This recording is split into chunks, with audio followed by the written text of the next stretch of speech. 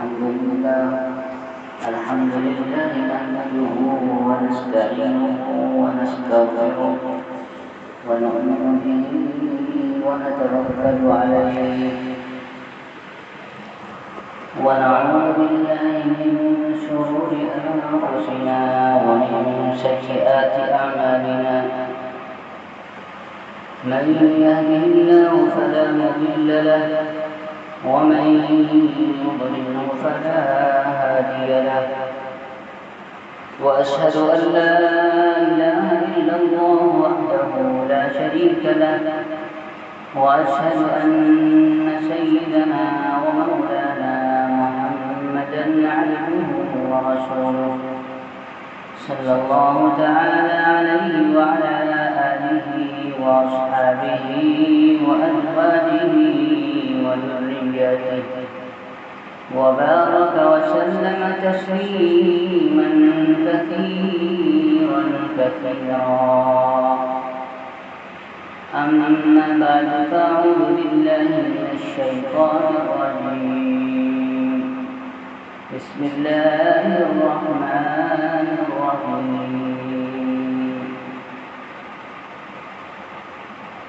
فسيكفيكهم الله وهو السميع العليم وقال النبي صلى الله عليه وسلم لكل نبي رفيق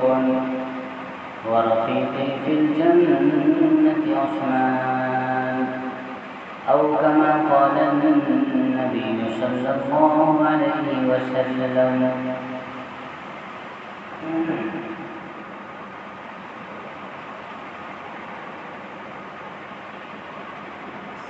میرے بہت ہی عزت و احترام کے مستحق بزرگوں اور دوستوں، گزشتہ جمعہ کو میں نے آپ حضرات کے سامنے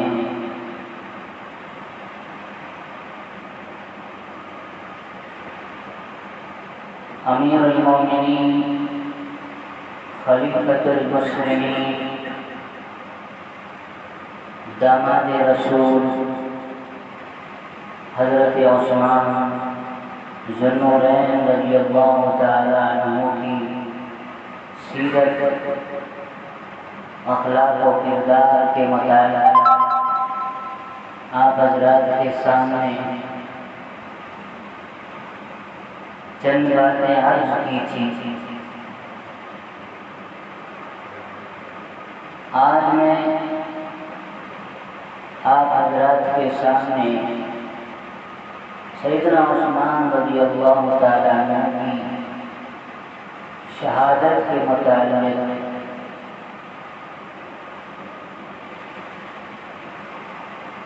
عرض کرنے کی کوشش کروں گا۔ اللہ تعالیٰ سے دعا ہے اللہ رب العزت مجھے صحیح کہنے کی توفیق نصیب فرمائے اور ہم سب کو اپنے اسلاف کے کارنامے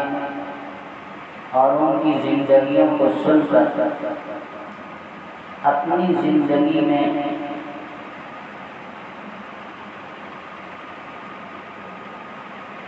سرخروئی اور کامیابی حاصل کرنے کی توفیق نصیب فرمائے۔ میرے بھائیو، جو قوم اپنے اسلاف کو بھلا دیتی ہے، ان کے کارناموں کو بھلا دیتی ہے، اس کے لیے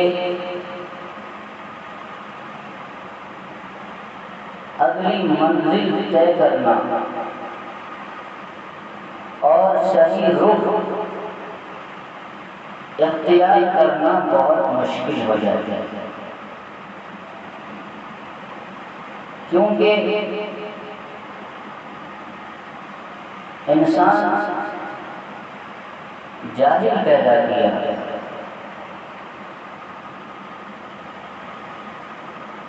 قرآن کریم میں فرمایا ان الانسان خلق ہلوعا، اور ان جگہ فرمایا جہولا۔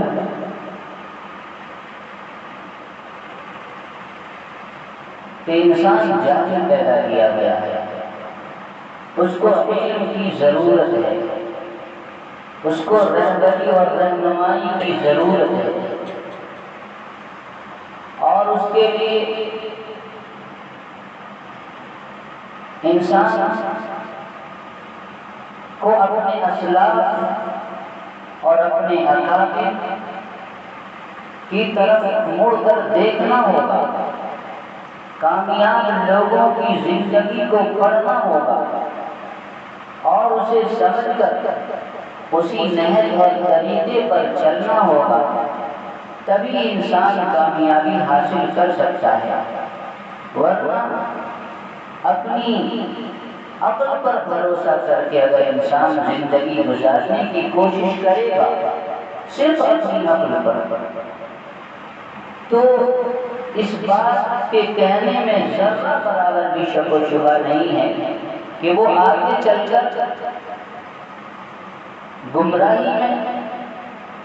یا کسی جو ہے نامعقول منزل پر جا کر ٹھہرے گا، جہاں پر بدنصیبی اور ناکامی کی صورت اسے دیکھنی پڑی۔ لہذا میرے بھائیوں، ہم سب کو بھی چاہیے کہ ہم اپنے اسلاف کی زندگی سے سبق حاصل کریں۔ لہذا قرآن کریم میں بھی جو اللہ رب العزت نے انبیاء کرام علیہم السلام کے واقعات بیان کیے، اس کا مقصد یہ ہرگز نہیں کہ جو ہے ان کے واقعات کو صرف سنایا جائے، بلکہ اس سے عبرت حاصل کرنے کی تلقین کی گئی ہے۔ تو میرے بھائیوں، جیسا کہ میں نے آپ حضرات کو گزشتہ جمعہ حضرت عثمان ذو النورین رضی اللہ تعالیٰ عنہ کے متعلق عرض کیا کہ امیر المومنین حضرت عثمان غنی رضی اللہ تعالیٰ عنہ یہ وہ صحابی ہیں کہ جن کا شمار خلفائے راشدین میں ہوتا ہے، جو امیر المومنین تھے اور جو داماد رسول بھی کہلاتے ہیں، ذو النورین بھی کہلاتے ہیں، ذو الہجرتین بھی کہلاتے ہیں، ذو البشارتین بھی کہلاتے ہیں اور ذو الشرافتین بھی کہلاتے ہیں۔ ذو الشرافتین یعنی دو جگہوں پر اللہ کے نبی صلی اللہ علیہ وسلم نے آپ کی موجودگی غیر موجودگی کے باوجود آپ کو شریک قرار دیا۔ ایک مرتبہ جنگ بدر کے موقع پر، جبکہ آپ میدان جنگ میں نہیں گئے تھے، لیکن وہاں بھی اللہ کے نبی صلی اللہ علیہ وسلم نے آپ کے متعلق فرمایا کہ تمہیں اللہ کو اجر عطا فرمائیں گے جو اجر بدر والوں کو ملے گا۔ اور دوسری جگہ بیعت رضوان کے موقع پر، صلح حدیبیہ کے موقع پر اللہ کے نبی صلی اللہ علیہ وسلم نے حضرت عثمان رضی اللہ تعالیٰ عنہ کے غیر موجودگی میں اپنے ہاتھ پر رکھ کر یہ فرمایا تھا کہ یہ میرے عثمان کا ہاتھ ہے۔ گویا کہ دونوں جگہوں پر آپ کی غیر موجودگی کے باوجود آپ کو شریک کیا، اس لیے آپ کو الشرافتین نہیں کہلاتے ہیں۔ میرے بھائیوں، یہی عثمان رضی اللہ تعالیٰ عنہ جن کو اتنی بڑی بڑی فضیلتیں حاصل ہیں کہ جنہوں نے مسلمانوں کے لیے پانی کا انتظام کیا، مسجد کے لیے جگہ کا انتظام کیا، جن کے بارے میں اللہ کے نبی صلی اللہ علیہ وسلم نے ایک مرتبہ پہاڑ پر آپ تشریف فرما ہے اور آپ کے ساتھ حضرت ابوبکر اور حضرت عمر عثمان بھی موجود ہیں۔ ایک پہاڑ کے اندر جنبش آئی، حرکت آئی، ہلنے لگا، تو اللہ کے نبی صلی اللہ علیہ وسلم نے اپنا مبارک پیر کی ٹھوکر ماری اور فرمایا کہ اے پہاڑ رک جا، تھم جا، تجھے پتا ہے کہ تیرے اوپر ایک صدیق ایک نبی، ایک صدیق اور دو شہید کھڑا ہے۔ یہ پیشین گوئی اللہ کے نبی صلی اللہ علیہ وسلم نے بہت پہلے دے دی تھی۔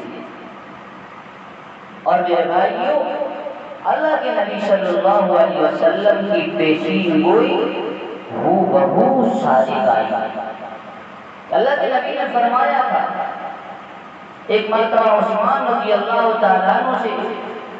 کہ عثمان تمہیں اللہ تعالیٰ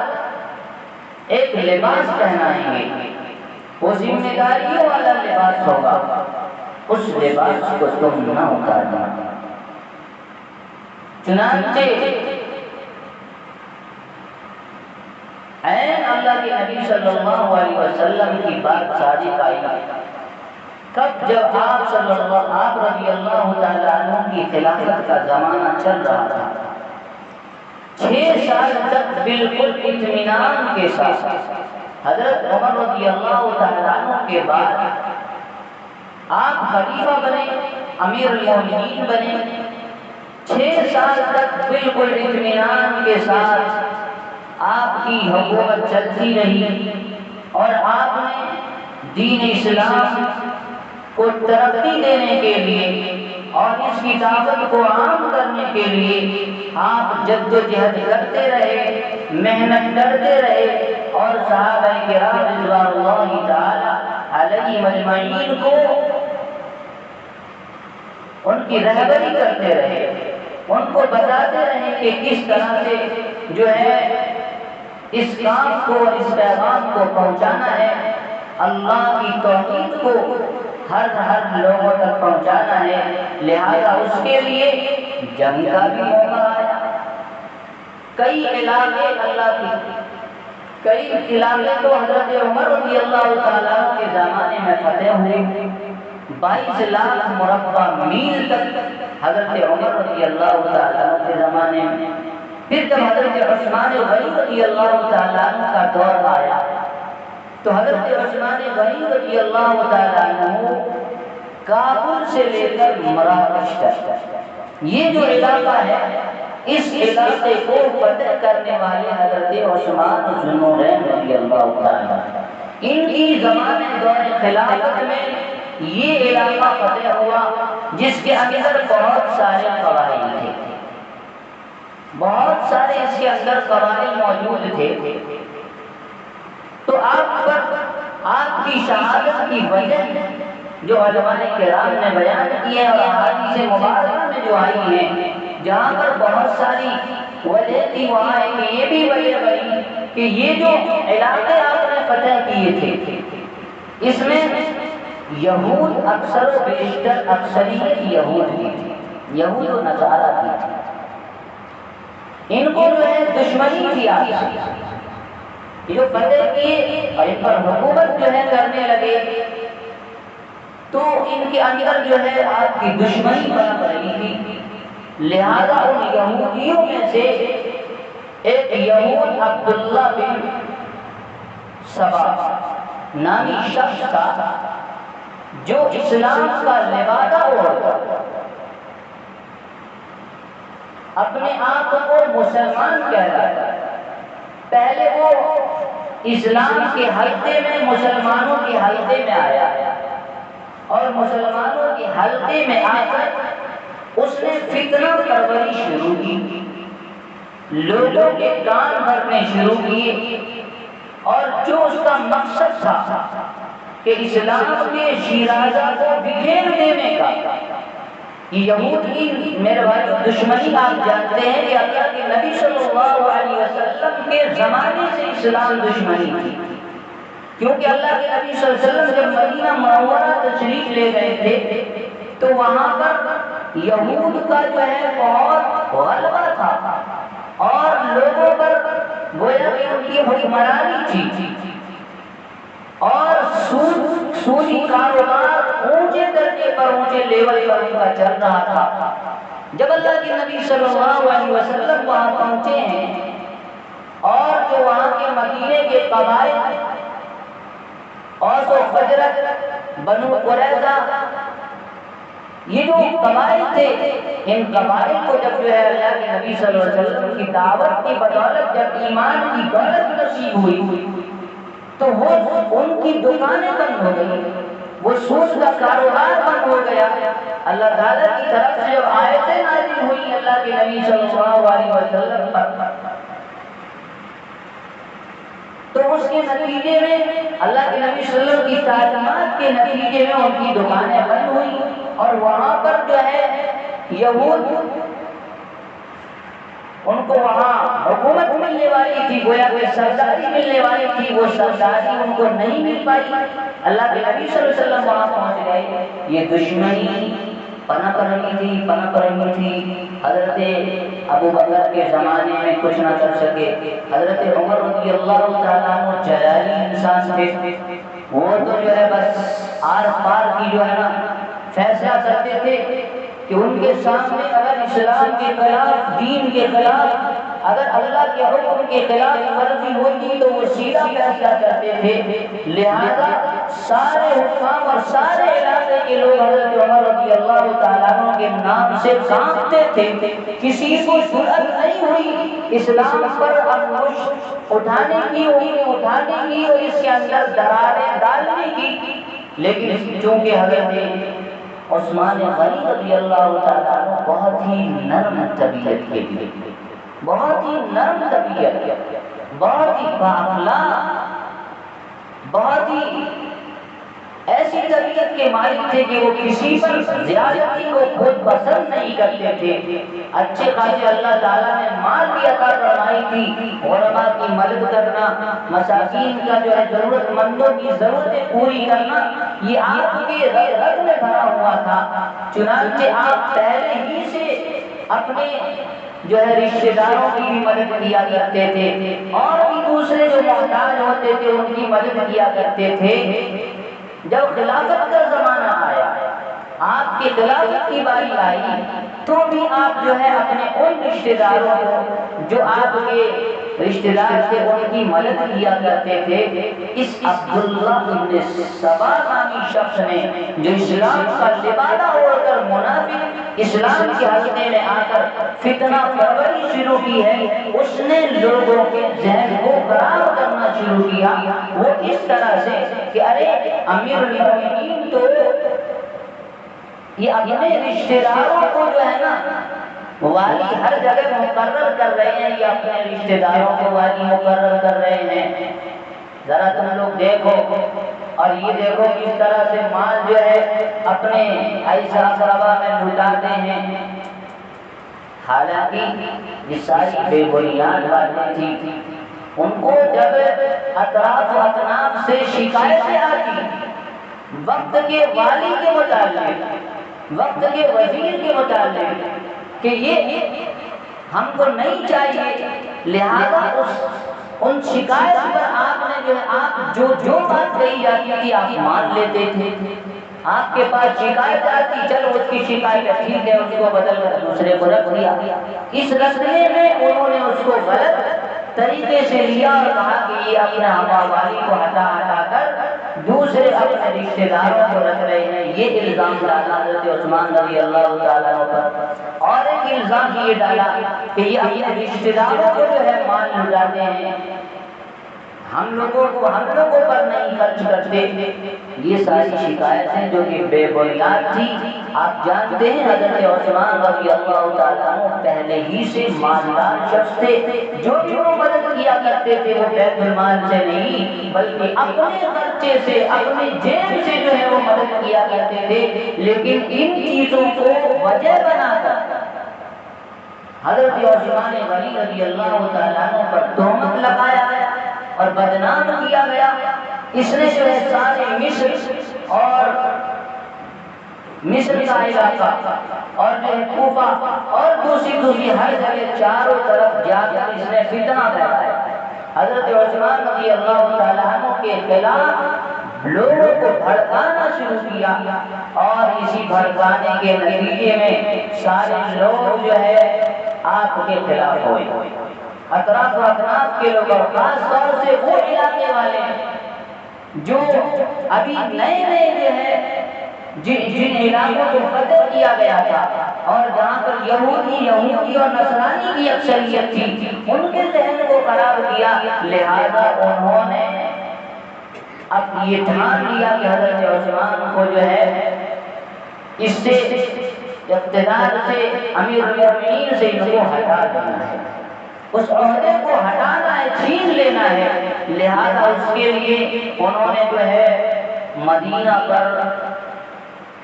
حضرت عثمان رضی اللہ تعالیٰ عنہ، میں نے کہا کہ یہ بہت نرم دل تھے، انہوں نے مدینہ پر اطراف و اکناف سے چڑھائی کی، لوگ جو ہے ہتھیار کے ساتھ آئے،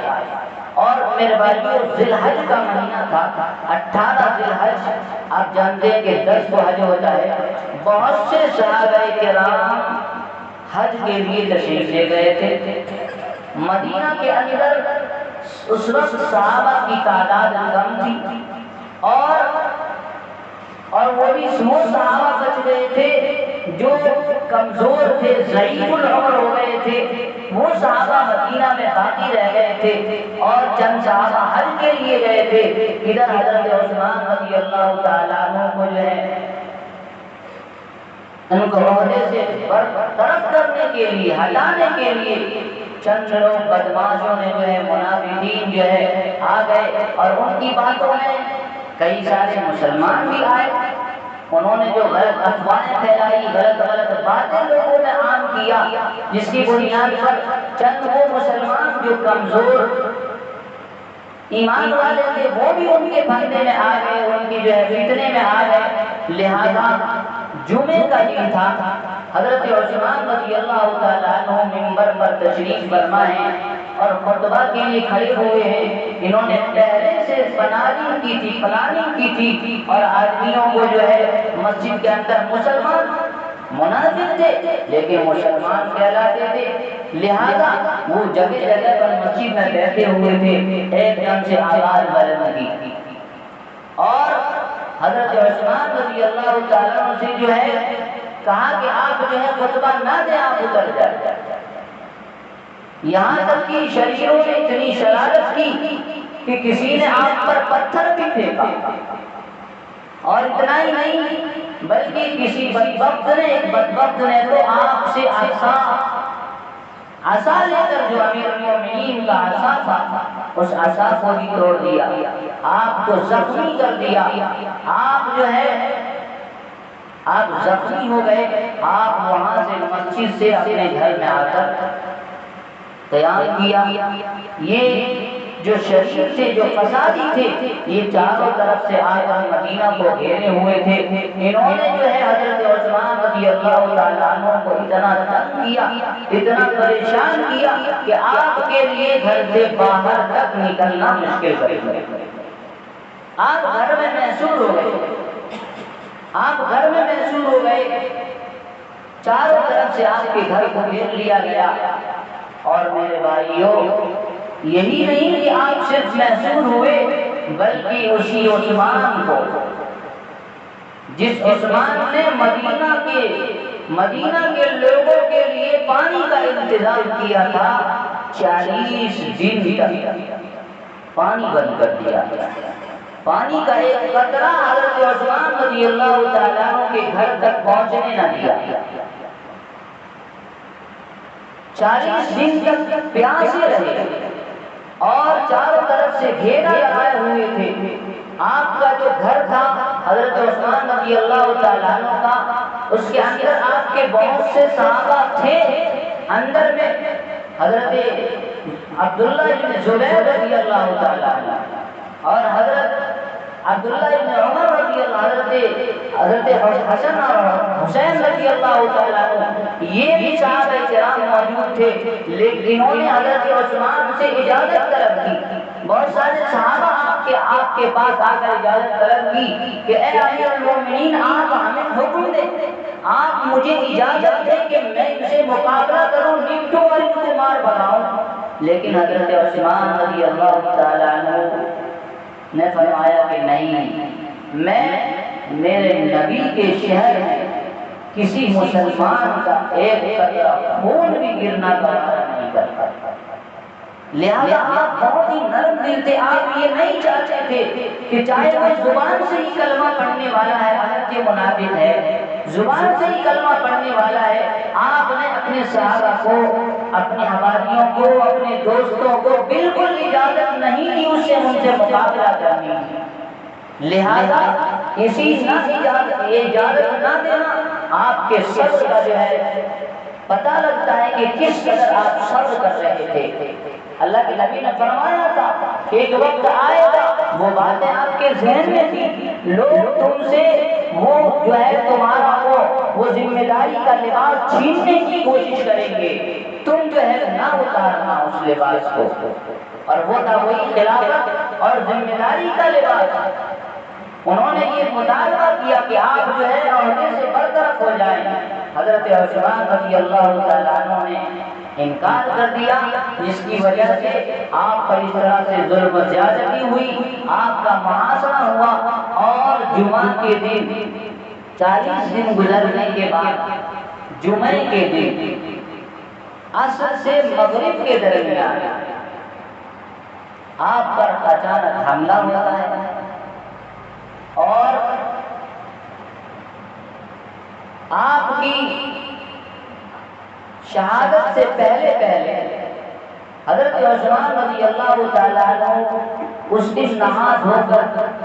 نیا لباس پہن کر قرآن کی تلاوت کے لیے بیٹھے ہوئے، اور آپ پر حملہ ہوتا ہے۔ حضرت عثمان رضی اللہ تعالیٰ عنہ سے آپ کی بیوی نے پوچھا کہ یہ حضرت نائلہ رضی اللہ عنہ، انہوں نے پوچھا کہ کیا بات ہے، آج بہت ہی تیاری میں ہیں؟ تو حضرت عثمان رضی اللہ تعالیٰ نے فرمایا کہ میری شہادت کا وقت قریب آ گیا ہے، میں نے آج کی خواب میں دیکھا ہے کہ اللہ کے نبی صلی اللہ علیہ وسلم، حضرت عثمان، حضرت علی، حضرت ابو بکر صدیق اور حضرت عمر رضی اللہ تعالیٰ عنہ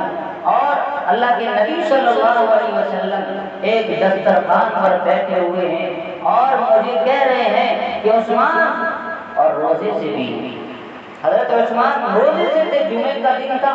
روزے سے تھے۔ اللہ کے نبی نے فرمایا عثمان جلدی کرو، آ جاؤ، ہم سب ساتھ میں افطار کرنے والے ہیں۔ یہ حضرت عثمان رضی اللہ تعالیٰ عنہ کی شان دیکھیے، آپ کا مقام دیکھیے، آپ روزے سے ہیں اور قرآن کی تلاوت کر رہے ہیں۔ کپڑا منگایا، کپڑا نیا کپڑا پہنا، اور کپڑا پہننے کی بھی وجہ پاس مؤرخین نے لکھا ہے کہ جب ان سے پوچھا گیا کہ آپ تو جو ہے یہ پیجامہ نہیں پہنتے تھے، اکثر لنگی استعمال کرتے تھے، تو یہ پیجامہ آپ نے کیوں؟ کہا کہ لوگ جب مجھے شہید کریں گے تو میں پڑھوں گا، میں حیا والا ہوں، مجھے اللہ نے حیادار بنایا ہے، کہیں میرا سطر نہ کھل جائے، جب میں تڑپوں گا میرے سطر نہ کھلے، لوگوں کو میرے سطر پر کسی کی نگاہ نہ پڑے، لہذا اس لیے میں نے جو ہے میں نے پیجامہ منگا کر پیجامہ پہنا ہے۔ یہ آپ نے اپنی بیوی کو سوال کرنے پر جواب دیا تھا، اور یہ بھی لکھا گیا کتاب میں، چنانچہ آپ بیٹھے ہیں اور قرآن کی تلاوت کر رہے ہیں، ایک دشمن آتا ہے اور آپ پر حملہ آور۔ سب سے پہلے جس شخص نے آپ پر حملہ کیا، حملہ نہیں بلکہ آ کر آپ کی داڑھی مبارک کو پکڑ کر ایک تماشا لگایا، اور وہ کون ہے؟ محمد بن ابی بکر۔ میرے بھائیوں، جب حضرت عثمان رضی اللہ تعالیٰ عنہ کی نظر پڑتی ہے کہ یہ تو محمد بن ابی بکر، حضرت ابو بکر کے چھوٹے بیٹے، یہ محمد بن ابی بکر ہے، تو وہ جو ہے ان کو یہ حیا دلاتے ہیں کہ تم اگر آج تمہارے ابا ہوتے تو ہرگز تمہیں یہ بدتمیزی، تمہاری اس بدتمیزی کو ہرگز جو ہے گوارا نہیں کرتے۔ یہ بات سن کر وہ شرم سے پیچھے ہٹ جاتے ہیں، ابو بکر محمد بن بکر پیچھے ہٹ جاتے ہیں، لیکن اور ایک دوسرا وقت آیا، اس نے جو ہے لوہے کی سلاخ سے وار کیا، اور آپ کی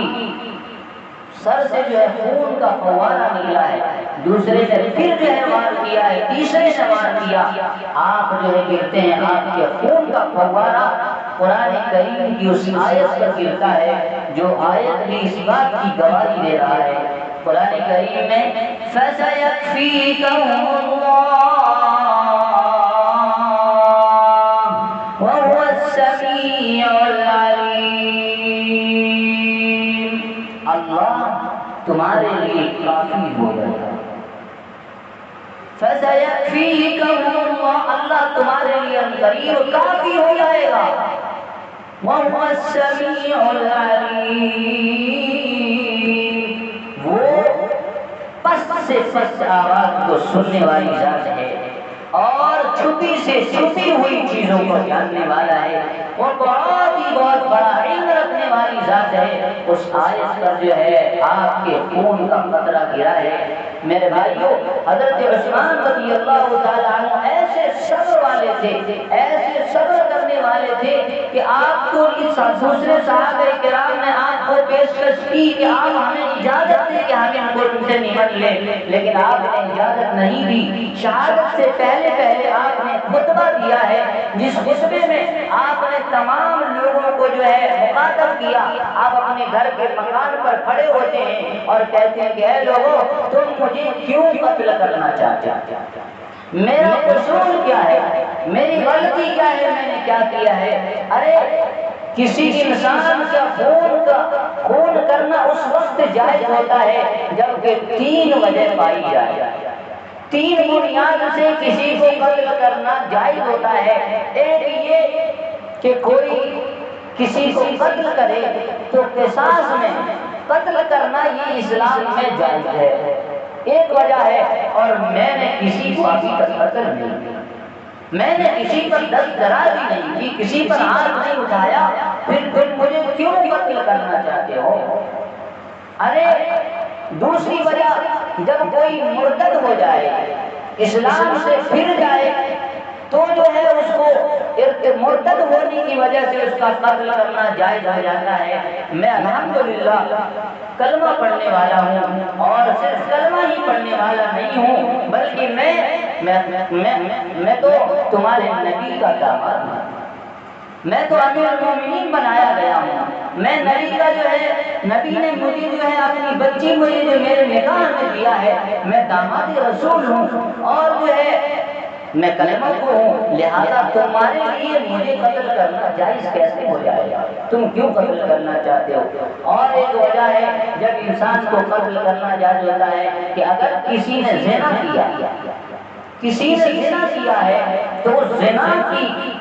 کرنے کی وجہ سے اسے جو ہے سنسار کر کے اس کو ہلاک کیا جاتا ہے۔ ان 3 وجہ سے جو ہے لوگ کسی کو قتل کرنا جائز ہوتا ہے، اور میں نے اس میں سے کوئی جرم نہیں کیا، لہذا تم میرے قتل کے در پر کیوں ہو؟ ارے آج جو ہے تم نے مجھے پیاسا رکھا ہے، جو آج جس نے جو ہے تمہارے لیے پانی کا انتظام کیا، آج اس کے لیے تم نے پانی کو بند کر دیا۔ جس نے تمہارے لیے مسجد میں زمینیں دی، اس مسجد میں نماز پڑھنے پر پابندی تم نے اس کے لیے لگا دی ہے۔ ذرا غور کرو، ذرا سوچو کہ تم کیا کرنے جا رہے ہو۔ صحابہ کرام فرماتے ہیں کہ اس کے بعد سے جو یہ شیرازہ بکھرا ہے اسلام کا، یہ جو شیرازہ بکھرا ہے حضرت عثمان غنی رضی اللہ تعالیٰ عنہ کی شہادت کے بعد سے آج تک وہ شیرازہ جڑ نہیں پایا، آج تک انتشار ہے، امت میں خلا پڑا ہوا ہے، اور جو ہے لڑائیاں، فسادات اور فتنے اس طرح سے برپا ہو رہے ہیں۔ میرے بھائیو، وہ عثمان غنی رضی اللہ تعالیٰ عنہ جو ایسے بڑے مقام کے حامل تھے، اتنا بڑا مقام اللہ نے عطا فرمایا تھا، ایسوں کے ساتھ منافقوں نے، بلوائیوں نے اور یہودیوں نے اور اس میں کا سردار عبداللہ ابن سبا نے ان کی سازشوں، ان کی مکاریوں اور ان فسادیوں کی وجہ سے حضرت عثمان غنی رضی اللہ تعالیٰ عنہ شہید ہو جاتے ہیں۔ لیکن میرے بھائیوں، جن لوگوں نے آپ پر زیادتی کی اور آپ کو جو ہے ٹھیس پہنچائی، آپ کو تکلیف دی، اللہ رب العزت نے ان تمام لوگوں کو عبرت کا نشان بنا دیا۔ حضرت عثمان رضی اللہ تعالیٰ عنہ کا نام آج تک زندہ ہے اور قیامت تک زندہ رہے گا۔ میرے بھائیوں، اس خوش نصیب شہید کے کیا کہنے کہ اگر کسی کی، میرے بھائیوں، کسی کی شہادت کی گواہی جنگ کا میدان دے گا، کسی کی شہادت کی گواہی بدر و حنین کا جو ہے میدان دے گا، کسی کی تبوک کا میدان دے گا، حضرت عثمان غنی رضی اللہ تعالیٰ عنہ کی شہادت کی گواہی اللہ رب العزت کا قرآن دے گا۔ یہ کتنی بڑی سعادت اللہ رب العزت نے حضرت عثمان غنی رضی اللہ تعالیٰ عنہ کو نصیب فرمائی کہ آپ کی جب شہادت ہوئی ہے تو آپ کا خون قرآن پر گرا ہے، اور وہ بھی آیت ہے فَسَيَكْفِيكَهُمُ اللَّهُ وَهُوَ السَّمِيعُ الْعَلِيمُ۔ آپ کو شہید کر دیا گیا، آپ ہر حال میں صبر کرتے رہے،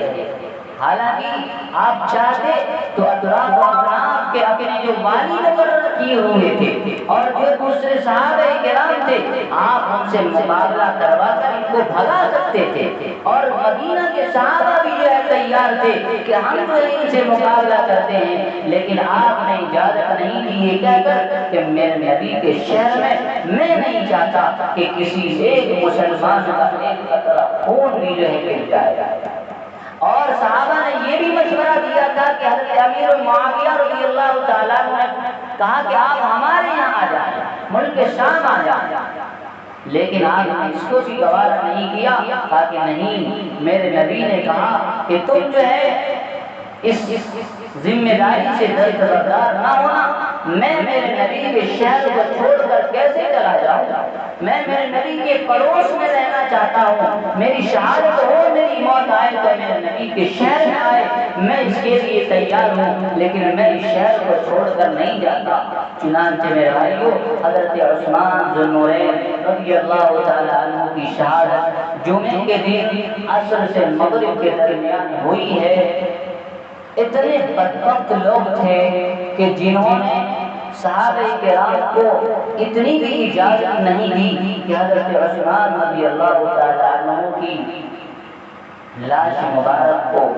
اٹھا کر دفن کیا جا سکے۔ پابندی لگا دی کہ کوئی جو ہے دفن نہیں کرے گا۔ 2 دن تک آپ کی لاش پڑی رہی، حضرت عثمان رضی اللہ تعالیٰ عنہ 2 دن تک آپ کی لاش پڑی رہی۔ بلا چند صحابہ کرام اتوار کی رات میں جو ہے ہمت کر کے تقریباً 17 صحابہ کرام نے ہمت کر کے آپ رضی اللہ تعالیٰ عنہ کی ناش مبارک کو اٹھایا اور جنت البقیع میں لے جا کر دفن کیے، جس میں صرف 17 صحابہ کرام تھے۔ چونکہ چاروں طرف سے ان کا دبدبا تھا اور وہ جو ہے رنگی تلوار لے کر کھڑے تھے، لیکن چند صحابہ کرام نے ہمت کر کے ان کا مقابلہ کر کے جو ہے 17 تقریباً صحابہ کرام نے حضرت عثمان رضی اللہ تعالیٰ عنہ کو قبر کے حوالے کیا۔ یہ میرے بھائی حضرت عثمان رضی اللہ تعالیٰ عنہ کی شہادت بالکل مظلومانہ ہوئی، لیکن میرے بھائیو اللہ رب العزت کی یہ سنت ہے کہ اپنے لیے قربان ہونے والوں کو اللہ ضائع نہیں کرتے۔ قیامت تک تو ان کا نام جاری ہو گیا۔ اور ایک یہ کہ جنہوں نے آپ پر وار کیا تھا حضرت نائلہ جو آپ کی اہلیہ محترمہ تھی، انہوں نے روکنے کی کوشش کی تھی تو ان کی بھی 2 انگلیاں کٹ گئی تھی۔ حضرت نائلہ نے اس بدبخت کو بد دعا دی تھی کہ اللہ تجھے لولا کر دے، اللہ تجھے لنگڑا کر دے، اور اللہ تیری کبھی بخشش نہ کرے۔ محمد بن سیرین یہ بہت بڑے عالم گزرے ہیں، بہت بڑے اللہ والے گزرے ہیں، انہوں نے اپنی کتاب میں لکھا ہے کہ میں جب حج کے لیے گیا تو میں کیا دیکھتا ہوں کہ ایک شخص خانہ کعبہ کی دیوار کے پاس بیٹھا ہے اور یوں دعا کر رہا ہے، اللہم اغفر لی، اے اللہ میری مغفرت فرما دے، وَأَنَا أَعْلَمُ لَن تَغْفِرَ لِي، اور میں جانتا ہوں کہ تو میری مغفرت نہیں کرے گا۔ کیا دعا کر رہا ہے؟ اللہم اغفر لی وَأَنَا أَعْلَمُ لَن تَغْفِرَ لِي، اے اللہ میری مغفرت فرما دے اور میں جانتا ہوں کہ تو میری مغفرت نہیں کرے گا۔ یہ فرماتے ہیں کہ میں نے جو اس دعا کرتے ہوئے سنا تو میں قریب جا کر اس سے کہا کہ بھائی یہ کیسی دعا تو کر رہا ہے، یہ کیسی دعا کر رہا ہے؟ تو اس شخص نے کہا کہ ارے میں وہ بدبخت ہوں، میں وہ بدبخت ہوں جس نے حضرت عثمان رضی اللہ تعالیٰ عنہ کو شہید کیا، اور ان کی بیوی اہلیہ نے مجھے بددعا دی تھی، 3 بددعا دی تھی کہ تو لولا ہو جائے، لنگڑا ہو جائے، اندھا ہو جائے اور اللہ تیری کبھی مغفرت نہ کرے۔ دوسری 2 دعائیں قبول ہو چکی ہے، میں لولا بھی ہوں، لنگڑا اندھا بھی ہوں، اب تیسری دعا کا بھی مجھے یقین ہے کہ میری اللہ مغفرت نہیں کریں گے۔ میرے بھائیو، عبرت کا نشان اللہ رب العزت نے اس شخص کو بنا دیا جس نے حضرت عثمان رضی اللہ تعالیٰ عنہ پر جو ہے زیادتی کی اور جو ہے تلوار چلائی، آپ کو شہید کیا۔ تو میرے بھائیو، ایسے بہت سارے ایسے واقعات آپ کو ملیں گے کہ جس کے اندر